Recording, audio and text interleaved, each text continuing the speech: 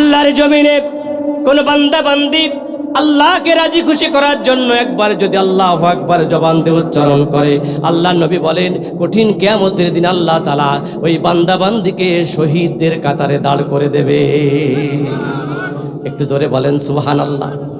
ও ভাই এবার বলেন দেখি, যেই কোরআন থেকে তেলাওয়াত করেছি সেই কোরআন আমার হাতে, আচ্ছা বলুন এই কোরআন কি আমাদের সকল সমস্যার সমাধান দিতে পারে? বিশ্বাস হয়? যারা বললেন না তাদের কি সন্দেহ আছে? আমার কথা নয়, যিনি কোরআনুল কারীম রচনা করেছেন, কোরআনুল কারীম নাজিল করেছেন, সে আল্লাহ তাআলা কোরআনুল কারীমের মধ্যে চমৎকার করে বলছেন, লক্ষ্য করুন, ওয়ানাজ্জালনা আলাইকাল কিতাবা তিবয়ানাল লিকুল্লি শাইই। আল্লাহ তাআলা বলেন আমার এই নাজিলকৃত কিতাব তথা কোরআনুল কারীম পৃথিবীর এমন একটি কিতাব, এমন একটি গ্রন্থ যেই কিতাবের মধ্যে পৃথিবীর এমন কোনো সমস্যা নাই যেই সমস্যার সমাধান এই কোরআনের মধ্যে না। আস্তে করে বলেন সুবহানাল্লাহ। তাহলে আরেকটু জোরে বলেন সুবহানাল্লাহ। ক্ষুদ্রা তো ক্ষুদ্র, বিন্দা তো বিন্দু, হাটঘাট মাঠ, নদী নালা খালবিল পাহাড় পর্বত, আসমান জমিন দুনিয়া আখিরাত, ছেলের কথা, মেয়ের কথা, মায়ের কথা, বাবার কথা, ভাইয়ের কথা, বোনের কথা, ঘুমের কথা, চৈতন্যের কথা, ওটা বসা, চলাফেরা, খাওয়া দাওয়া, ঘর সংসার, রাষ্ট্রীয় পার্লামেন্ট, অর্থনীতি, যুদ্ধনীতি, বন্দিনীতি, পৌরনীতি, ভূমিনীতি, ব্যক্তিগত জীবন থেকে শুরু করে আন্তর্জাতিক জীবন পর্যন্ত, আর রান্নাঘর থেকে শুরু করে ওই পার্লামেন্ট পর্যন্ত, এই পৃথিবীর এমন কোনো সমস্যা নাই যেই সমস্যার সমাধান এই কোরআনের মধ্যে না। মানে আমি বলে দেব, তারপরে বলবেন সুবহানাল্লাহ। বলেন সুবহানাল্লাহ। কবিতায় চমৎকার করে বলছেন কোরআন হলো এই দুনিয়ার জীবন্ত গ্রন্থ। মারহাবা বলেন। তুমি যত রকম প্রশ্ন করো, যত রকম প্রশ্ন করো, প্রশ্ন করলে উত্তর পাবে, এমনও প্রাণবন্ত কোরআন হলো এই দুনিয়ার জীবন্ত গ্রন্থ। মারহাবা। যদি প্রশ্ন করো নাম কি তোমার হে প্রাণপতি, আপনি যদি প্রশ্ন করেন কি নাম তোমার, উত্তর দিতে কি পারবে? প্রত্যেকটা কোরআনের প্রথম ছাপার একদম হেডলাইনেই লেখা থাকে উত্তর। চমৎকার করে কবি বলছেন, যদি প্রশ্ন করো নাম কি তোমার হে প্রাণপতি, উত্তর দিবে ইন্নাহু লা কুরআনুল কারীম। মারহাবা। যদি প্রশ্ন করো কোরআন তোমার দেশের বাড়ি কই, বলবে সে লাউহি মাহফুজ ঠিকানাহীন। আল্লাহু আকবার। বলো পৃথিবীতে আছে কি বই, পৃথিবীতে আছে কি ভাই এমন কোন গ্রন্থ? কোরআন হলো এই দুনিয়ার জীবন্ত গ্রন্থ। কেউ যেন শোনে না, আসতে বলেন মারহাবা। মানে মারহাবা দিলে কোনো সমস্যা আছে নাকি? তো বলেন মারহাবা। এ কোরআনের লালিত্য, এর মাধুর্য, এর রচনা শৈলী, এর শব্দ বিন্যাস, এর বাচন ভঙ্গি চিরকাল মানুষকে মুগ্ধ করেছে। কোরআনের সুর এমন এক মধুর সুর, এমন এক জাদুর সুর, যেই সুরের মূর্ছনায় পাগল পারা হয়ে যুগে যুগে কালে কালে মানুষগুলা কালেমা পড়ে মুসলমান হয়েছে। বলেন না সুবহানাল্লাহ। চমৎকার একটি গ্রন্থ। আজকের মাহফিল ও তাফসিরুল কোরআন মাহফিল, ঠিক কিনা? আবার পিছনে যেই মাদ্রাসা রয়েছে এটাও কোরআনের মাদ্রাসা। আলোচনা করতে হবে কোরআন থেকে, জানতে হবে কোরআন কি একটি কিতাব। ও ভাই চমৎকার করে রাসূল বলতেছেন, অ্যাটেনশন প্লিজ, এই কোরআন থেকে একটি হরফ যদি কেউ তেলাওয়াত করে আল্লাহকে রাজি খুশি করার জন্য, নবী বলেন সাথে সাথে 10টি নেকি আল্লাহ ওই বান্দা বান্দির আমল নামায় যোগ করে দেয়। সুবহানাল্লাহ বলেন। সুবহানাল্লাহ বললেই তো আসমান জমিনের মাঝখানের সমপরিমাণ সওয়াব আমল নামায়। সুবহানাল্লাহ বলেন, বললেই সব। আর একবার সুবহানাল্লাহ। তাহলে লক্ষ্য করুন প্রিয় হাজিরিন, পদ্মার অন্তরালের মায়েরা, বোনেরা, বন্ধুজনেরা আমার, কথাগুলো খুব খেয়াল করে শুনবেন। এদিকে তাকান, তাকিয়েছেন? এই কোরআন দিয়ে যখন ইমাম সাহেব মসজিদে নামাজ পড়ায়, লক্ষ্য করেছেন? আচ্ছা, মসজিদে যখন ইমাম সাহেব নামাজ পড়ায় কোরআন দিয়ে, তখন মসজিদে শুধু ইসলামিক দলের লোক যায় না, সেখানে আমলিগ বিএনপি সব ধরনের লোক যায়।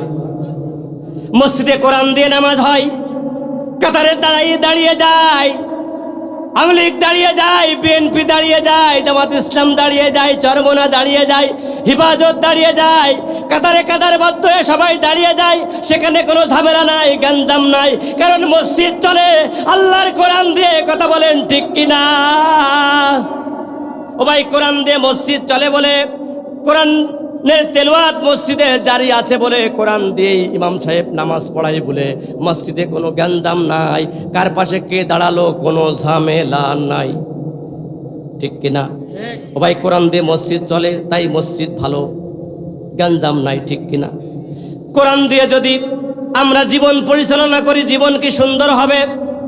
বিশ্বাস হয়? আরে কোরআন দিয়ে যদি মসজিদ চালানো হয়, মসজিদ যদি সুন্দর হয়, নিয়ম কানুন যদি ভালো হয়ে যায়, এই কোরআন দিয়ে যদি জীবন চালাই, জীবন সুন্দর হবে। এই কোরআন দিয়ে যদি সমাজ চালাই, সমাজ সুন্দর হবে। এই কোরআন দিয়ে যদি রাষ্ট্র চালাই, রাষ্ট্র সুন্দর হবে। এই কোরআন দিয়ে যদি পৃথিবী চালানো হয়, তামাম পৃথিবী সোনার পৃথিবীতে পরিণত হয়ে যাবে। ও ভাই, কোরআন ছাড়া কোনো গতি নাই, কোরআনের পথে আসতেই হবে। কোরআন ছাড়া মারা গেলে কবরের আযাব থেকে বাঁচা যাবে না। ও ভাই, এখানে যারা আছি, একটা মানুষ একটু দাঁড়িয়ে কি বলতে পারবেন আগামীকাল সকাল পর্যন্ত বাঁচবেন? একজন মানুষ পারবেন? আগামীকাল সকাল তো অনেক দূরের কথা। আমি মোহাম্মদ আব্দুল হাই এই যে মঞ্চে বসে কথা বলছি, মঞ্চ থেকে নামতে পারবো এমন কোনো ওয়ারেন্টি গ্যারান্টি নাই। ঠিক কিনা? আমার হাতে এটা কি অ্যান্ড্রয়েড ফোন, মোবাইল। একটা অ্যান্ড্রয়েড ফোন নয়, কথাগুলো আবেগ দিয়ে নয়, বিবেক দিয়ে শুনবেন। 1800 অথবা 1500 দিয়ে যদি একটা বাটন ফোন কেনেন, কোম্পানি কমসে কম 6 মাসের ওয়ারেন্টি বা গ্যারান্টি দেবে। ঠিক কিনা? একটা মোবাইল 1000 টাকা দাম, 6 মাসের ওয়ারেন্টি গ্যারান্টি আছে। আমরা মানুষ, আমাদের এত দাপট, এত অহংকার, কারণ ক্ষমতার দাপট, সম্পদের দাপট, চেহারার দাপট, গোষ্ঠীর দাপট। দাপটের জ্বালায় বাঁচা যায় না, অহংকারের জ্বালায় চলা যায় না। আমাদের এত দাপট, এত ক্ষমতা, এত দামি নিজেকে মনে করি, 1 সেকেন্ডের কোনো ওয়ারেন্টি গ্যারান্টি নাই। ও ভাই, যেই জীবনের কোনো ওয়ারেন্টি নাই, যেই জীবনের কোনো গ্যারান্টি নাই, কখন চলে যাব দুনিয়া ছেড়ে কেউ জানি না। ও ভাই, বিনয়ের সাথে বলতে চাই, সেই জীবন নিয়ে বড়াই করারও উচিত নয়। ঠিক কিনা? আল্লাহ নবী হাদিসে ভাবে পেশ করছেন, সোনার সাহাবা, নামাজে দাঁড়িয়েছো, 4 রাকাত বিশিষ্ট নামাজ, নামাজ শেষ হয়ে গেছে, ডান পাশে সালাম ফেরাইছো, বাম পাশে সালাম ফেরাতে পারবে এমন কোনো আশা করো না, তার আগে আজরাইল এসে তোমার জানটা নিয়ে যেতে পারে। ঠিক কিনা? এর আগেই জানটা নিয়ে যেতে পারে, এতটাই কাছে মৃত্যু। তাই লক্ষ্য করুন, আমাদের জীবন যদি কোরআন ভিত্তিক হয়, তাহলে এই জীবনের দাম আছে, মূল্য আছে। ঠিক কিনা? কোরআন অনুযায়ী যদি জীবন গড়তে না পারি, কোরআনের মতো করে যদি জীবন চালাতে না পারি, মরণের পরে কবরে আযাবে গ্রেফতার হয়ে যেতে হবে। জাহান্নাম ছাড়া কোনো গতি নাই। যেই জীবনে কোরআন নাই, যেই জীবন কোরআন অনুযায়ী চলতে পারে না, আল্লাহর কাছে সেই জীবনের 4টে পয়সার কোনো মূল্য না। ও ভাই, ভালো করে খেয়াল করে শুনুন, মসজিদ কোরআন দিয়ে চলে তাই মসজিদে শান্তি আছে। ঠিক কিনা? জীবনটা কোরআন দিয়ে চালালে এ জীবনে শান্তি নেমে আসবে। যেই বাড়ি কোরআনের তেলাওয়াত হয়, ওই বাড়িতে আল্লাহর রহমত বৃষ্টির মতো বর্ষণ হতে থাকে।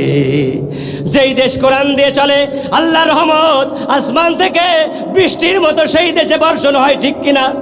ও ভাই, আল্লাহর প্রদত্ত জ্ঞান দিয়ে যদি বিচার ফাইসালা করা যায়, আল্লাহর প্রদত্ত জ্ঞান দিয়ে যদি চলা যায়, ও ভাই, এই দেশে ডাকাতের বিচার হবে, চোরের বিচার হবে, ধর্ষণের বিচার হবে, সমাজের অপরাধীদের বিচার হবে। ঠিক কিনা?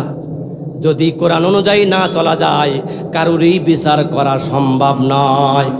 সম্মানিত হাজরিন, আমি মূল আলোচনায় ঢুকে যাচ্ছি। লক্ষ্য করুন, কোরআন অনুযায়ী যদি আল্লাহর প্রদত্ত জ্ঞান দিয়ে যদি আমরা চলতে পারি, জীবন চালাতে পারি, বিশ্বাস করেন, শুধু চোরের বিচার নয়, বাতাসের পর্যন্ত বিচার করা সম্ভব। নারায়ে তাকবীর। আরেকবার বলুন নারে তাকবীর। লক্ষ্য করেন, কোরআন ভিত্তিক যদি জীবন পরিচালনা করা যায় তাহলে শুধু রাষ্ট্র নয়, রাষ্ট্রে শান্তি নয়, চোরের বিচার নয়, বাতাসের পর্যন্ত বিচার করে দেখায়েছে আল্লাহর বান্দারা। সুবহানাল্লাহ বলেন। প্রিয় হাজিরিন, আপনারা অবাক হতে পারেন বাতাসের আবার বিচার কেমন করে করা সম্ভব? আপনাদের কি বিশ্বাস হয় যে এই বাতাসের বিচার মানুষে করবে? সুবহানাল্লাহ বলেন। ভাই, ইমানদার অবশ্যই বিশ্বাস করবে, ঠিক কিনা? কোরআনের কথাই বলতেছি, বানানো কোনো কথা নয়। লক্ষ্য করুন, ভালো করে খেয়াল করে শুনুন, এইটা শুনলে আলোচনা বুঝতে সুবিধা হবে। একটা বৃদ্ধা মহিলা সাগরের পাইতে হেঁটে যাচ্ছে, শুনছেন? অ্যাটেনশন। ভারাক্রান্ত হৃদয়, ব্যথা ভরা মন, অশ্রুসিক্ত চক্ষু, মানে কাঁদতে কাঁদতে যাচ্ছে। রাস্তার পাশে দাঁড়িয়ে আছে একটা যুবক, সুন্দর চেহারা, নৈতিক চরিত্রের অধিকারী। সুবহানাল্লাহ। বৃদ্ধা মহিলাকে কন্দনরত দেখে যুবক এগিয়ে আসলেন, জানতে চাইলেন মনে আপনার কি ব্যথা, কান্না কেন করছেন? বৃদ্ধা মহিলা বলতেছে, বাবা, আমি একজন ভিখারি, ভিক্ষাবৃত্তি করেই আমি জীবন পরিচালনা করি, নির্বাহ করি, ছেলে মেয়েকে খাওয়াই ভিক্ষা করে। আর সকালবেলা ভিক্ষা করে এই বিকাল পর্যন্ত ভিক্ষা করেছি। কিছু আটা হয়েছিল, গাবলাই করে ভিক্ষা করে এই আটা নিয়ে বাড়ির দিকে রওনা করেছিলাম। গাবলা চেনেন? গাবলা? আচ্ছা, তো কি হলো, আপনি কাঁদছেন কেন? বলছে এই আটার গাবলা বাতাসে উড়াই নিয়ে চলে গেল, আমার কষ্ট। আটা নিয়ে যাবি যা, আমার আটার পাত্র গাবলাটা নিয়ে গেলে আমি কাল থেকে ভিক্ষা করব কিসে? আমার গাবলা কেনার মতো কোনো পয়সা নাই, তাই কান্না করছি। আজ ছেলে মেয়ের খাওয়াবই বাকি, কাল ভিক্ষা করবই বাকি।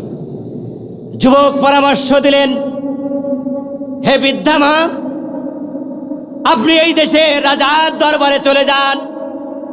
ইনসাফ ভিত্তিক রাজা আমাদের, সুষ্ঠু বিচার করেন তিনি। চলে যান রাজার দরবারে, যে আপনি বলবেন, আপনার ঘটনা খুলে বলবেন, আর বলবেন, হুজুর বাদশা নামদার, আমি বাতাসের বিচার চাই, কেন আটার গাবলা বাতাসে নিয়ে গেল?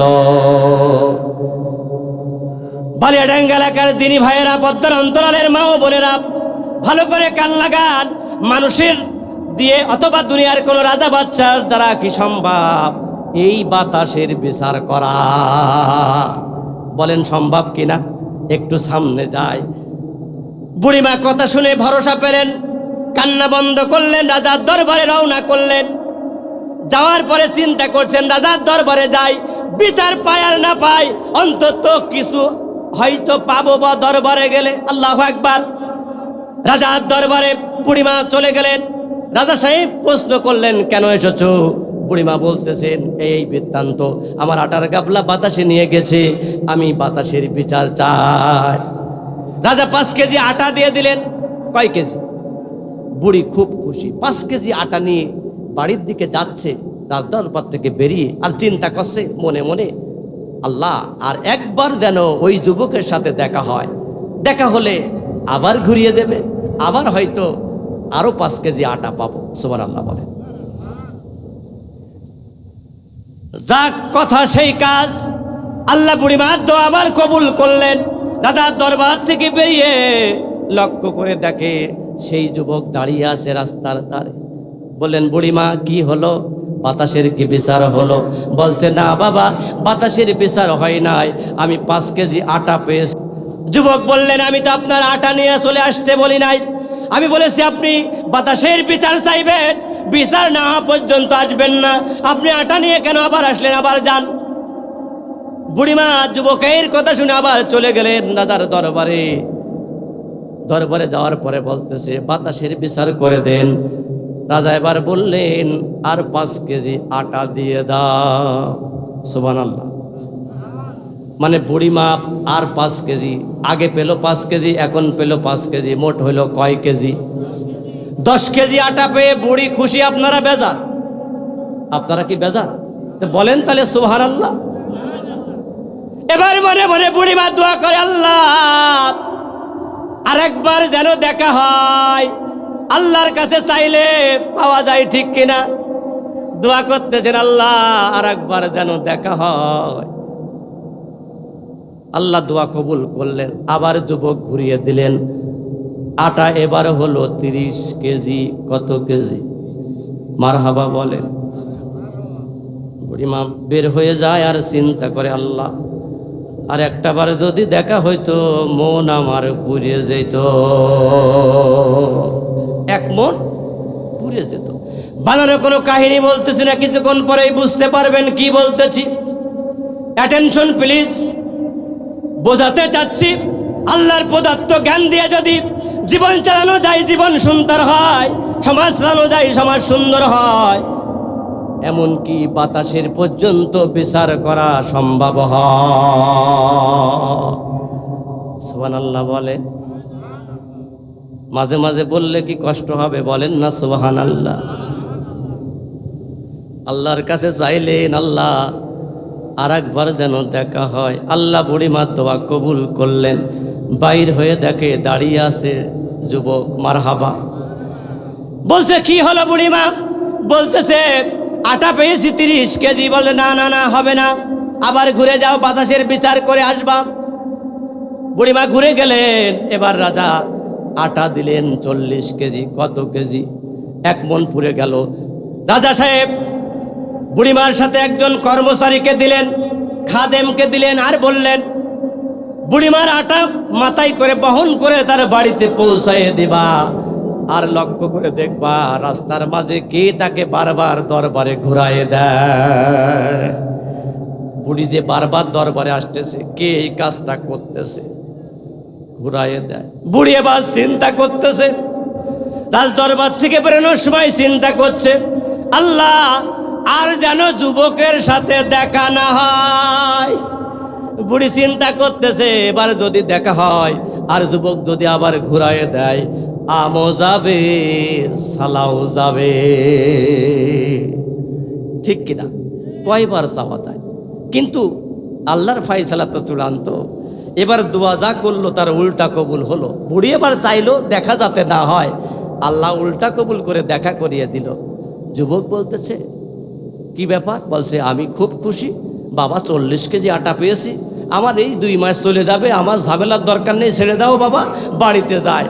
যুবক বলতেছে, না বুড়িমা, যাওয়া যাবে না, বাতাসের বিচার না করে আমি বাড়িতে যেতে দেব না। মারহাবা বলে। রাজার ওই কর্মচারী বলতেছে, চলেন, আপনাকে রাজা ডাকছে। মারহাবা বলে। সম্মানিত দিনী ভাইয়েরা,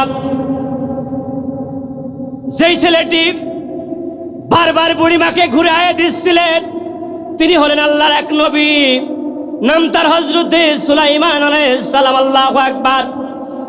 আর যিনি রাজাসনে বসে, সিংহাসনে বসে বিচার ফয়সালা করছিলেন, তিনি হলেন আল্লাহর আর একজন নবী, নাম হলো হযরতে দাউদ আলাইহিস সালাম।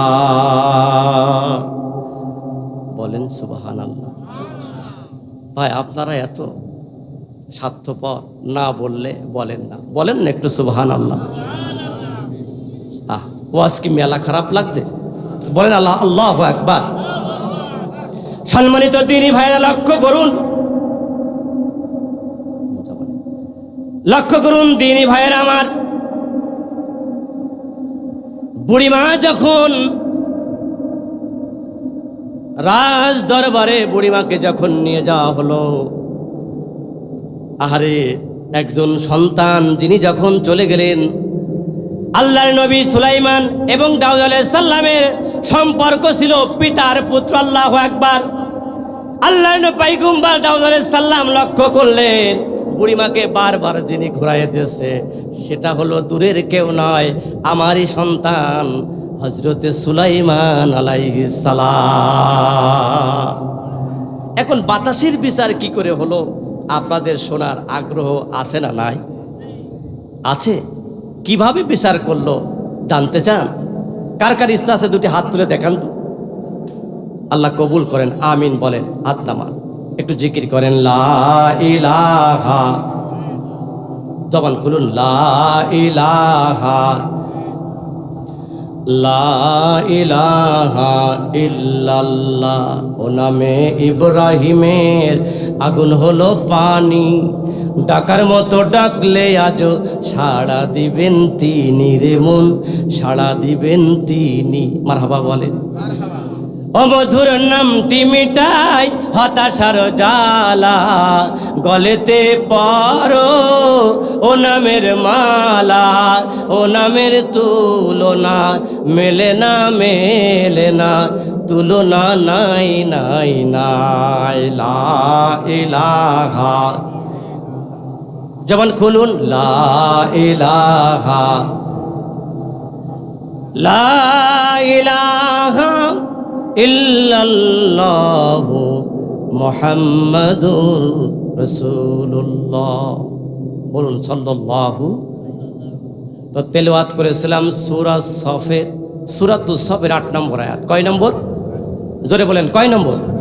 আল্লাহ বলছেন ইউরিদুনা লিইউতফিউ নূরাল্লাহি বিআফওয়াহিহিম আল্লাহু মুতিম্মু নূরিহি ওয়ালাউ কারিহাল কাফিরুন। আল্লাহু আকবার বলেন। আল্লাহ বলছেন, আমার দিকে তাকান, সংক্ষিপ্ত আলোচনা।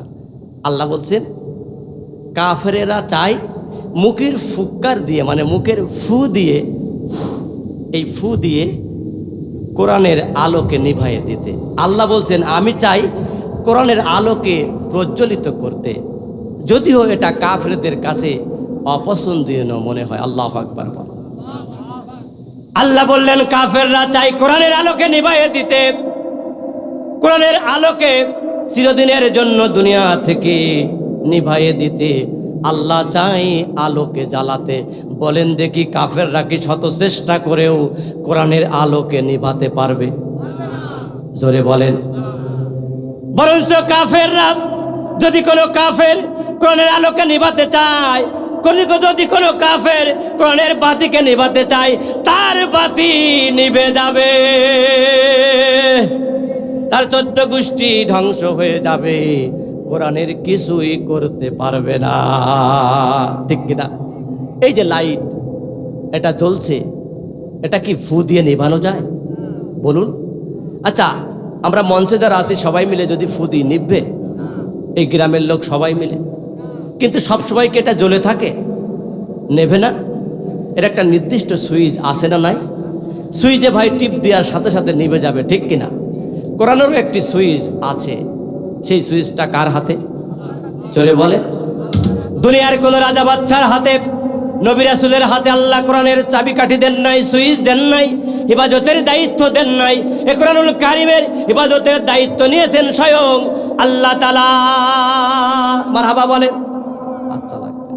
ইন্না নাহনু নাযালনা যিকরা ওয়া ইন্না লাহু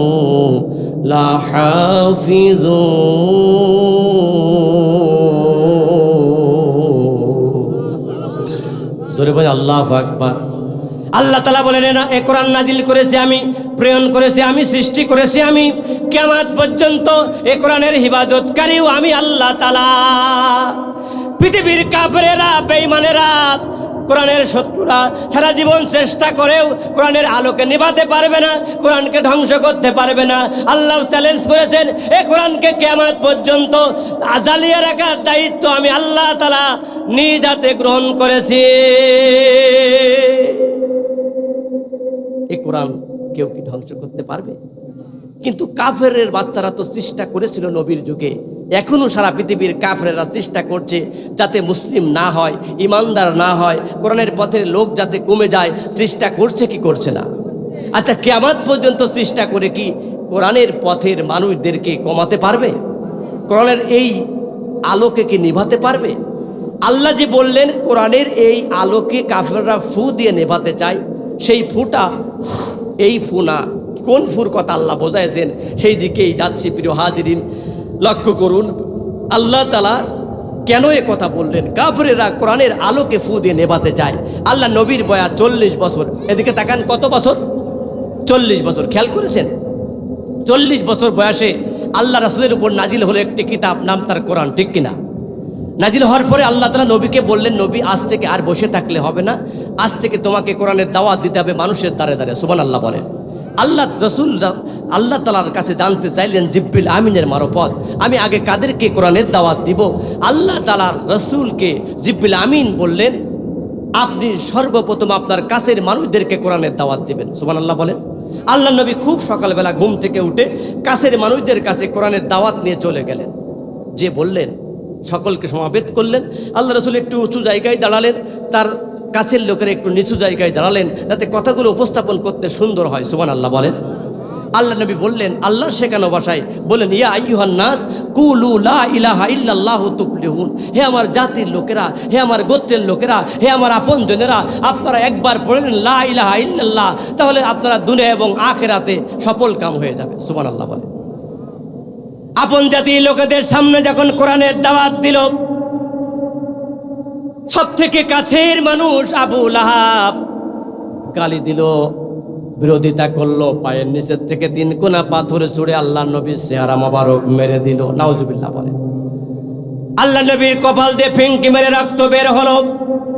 আর নবীকে বলল, খবরদার মুহাম্মদ, আজ থেকে আর কোরআনের দাওয়াত দিবি না, আজ থেকে আর কালিমার দাওয়াত দিবি না। আজ থেকে যদি কোরআনের দাওয়াত দিস, কালিমার দাওয়াত দিস, তোর জীবন শেষ করে দেব। নাউজুবিল্লাহ বলেন। ভাইরা আমার, আল্লাহ নবীকে তার আপন জাতির লোকেরা, চাচারা, গোত্রপতি আবু জাহাব, আবু জেহেলরা নবীকে বলল, ভয় দেখালো যে কোরআনের দাওয়াত যদি আজ থেকে দিস তাহলে তোর জীবন শেষ করে দেব। আমার নবী কি ভয় পেয়ে কোরআনের দাওয়াত দেয়া বন্ধ করে দিল? বন্ধ করে দিল। আল্লাহ নবী বাড়িতে চলে গেল।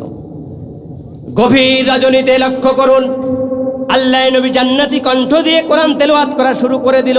আল্লাহ নবীর কণ্ঠের কোরআন তেলাওয়াত শুনে, জাদুমাখা মধুমাখা কণ্ঠের তেলাওয়াত শুনে আবু জেহেল বাড়িতে ঘুমাতে পারলো না, আবু লাহাব বাড়িতে ঘুমাতে পারলো না, উতবা সাইবা উতাইবা বাড়িতে ঘুমাতে পারলো না।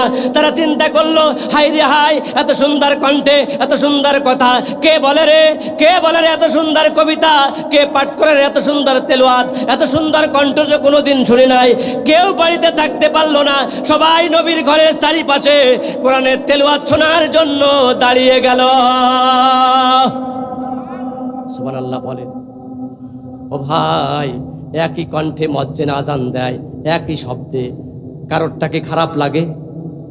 আপনাদের মধ্যে আজান দেয় আল্লাহু আকবার, আল্লাহু আকবার, আবার এই মনিরামপুরের মধ্যেও একই শব্দে আজান দেয়, শব্দ সবার একই, কণ্ঠটা ভিন্ন, কারোরটা খারাপ লাগে না, সবারটাই ভালো লাগে। কথা বলেন ঠিক কিনা?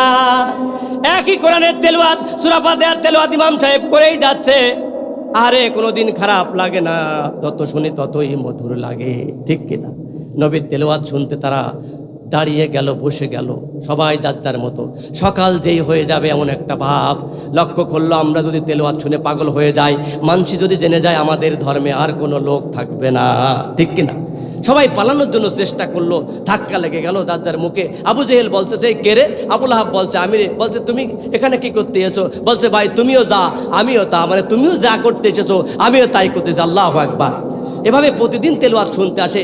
আবু জেহেল শেষ পর্যন্ত বলল, ভাই এভাবে যদি আমরাই মুহাম্মদের তেলাওয়াত শুনে পাগল হয়ে যাই, সবাই তো মুহাম্মদের ধর্ম গ্রহণ করে ইসলাম কবুল করবে, কোরআনের পক্ষের লোক হয়ে যাবে, তাহলে আমাদের ধর্মে আর কেউ থাকবে না। কি করা যায়, পরামর্শ দাও। ওলীদ ইবনে মুগীরা পরামর্শ দিল, মুহাম্মদ যদি জীবিত থাকে আর কোরআনের তেলাওয়াত করে, কোরআনের তেলাওয়াত যদি মুহাম্মদ করে, তার কণ্ঠের তেলাওয়াত শুনে আমরা আর কেউ বাড়িতে থাকতে পারবো না, সবাই পাগল পারা হয়ে যাব। তাই আগে মুহাম্মদের তেলাওয়াত বন্ধ করতে হবে। কি করতে হবে? তেলাওয়াত বন্ধ করতে হবে। তাদের আইন পাশ করে দিল, তারাই সরকার, তারাই দেশের হাতা মাথা নেতৃস্থানীয় মানুষ আইন পাশ করলো যে মুহাম্মদ আজ থেকে আর তেলাওয়াত করতে পারবে না মক্কার জমিনে।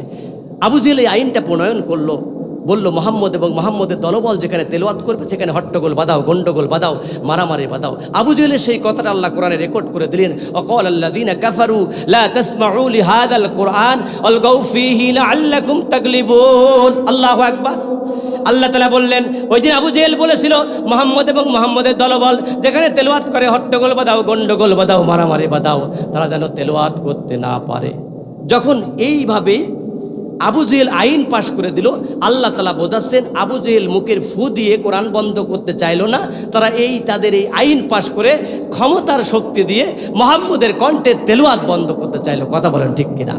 আল্লাহ সেজন্য এই আয়াতে বলেছে ইউরিদুনা লিতফিউ নূরাল্লাহি বিআফওয়াহিহিম আল্লাহু মুতিম্মু নূরিহি ওয়ালাউ কারিহাল কাফিরুন। তারা ক্ষমতার ফু দিয়ে মুহাম্মদের কণ্ঠে তেলাওয়াত বন্ধ করে দিতে চাইলো।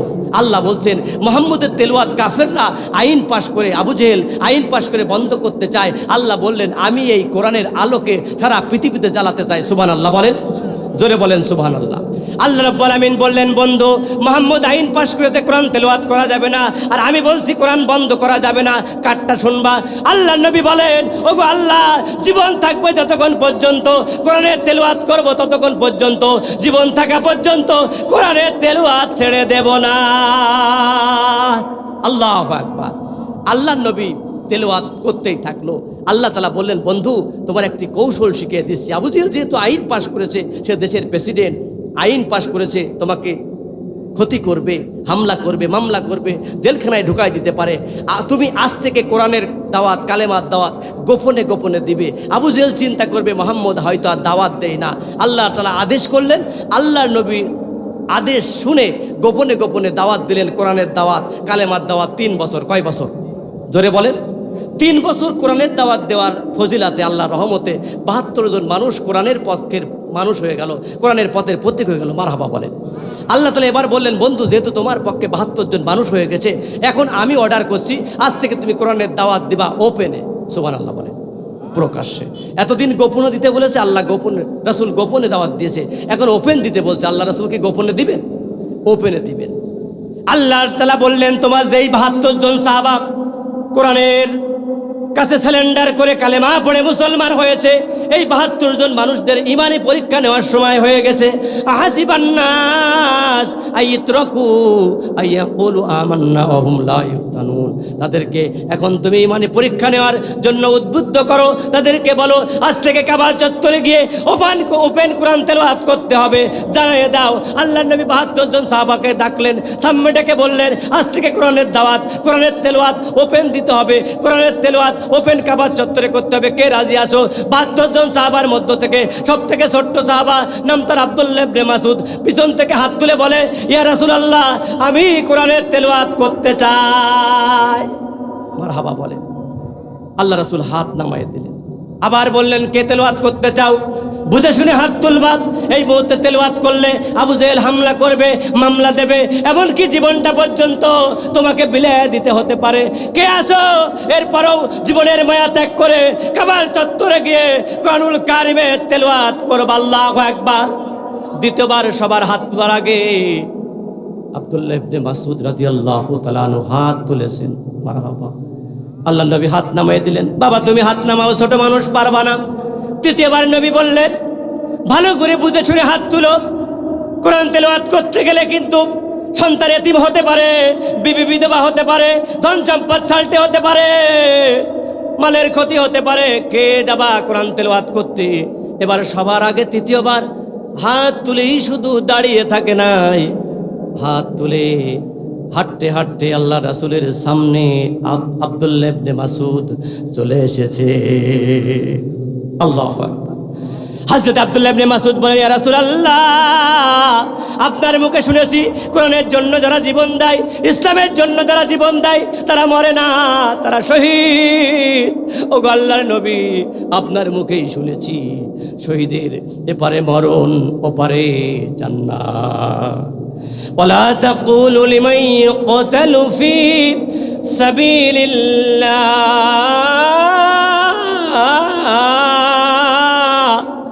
ফি সাবিলিল্লাহি আমওয়াত বাল আহইয়াউ ওয়ালাকিন লা তাশউরুন। আল্লাহু আকবার।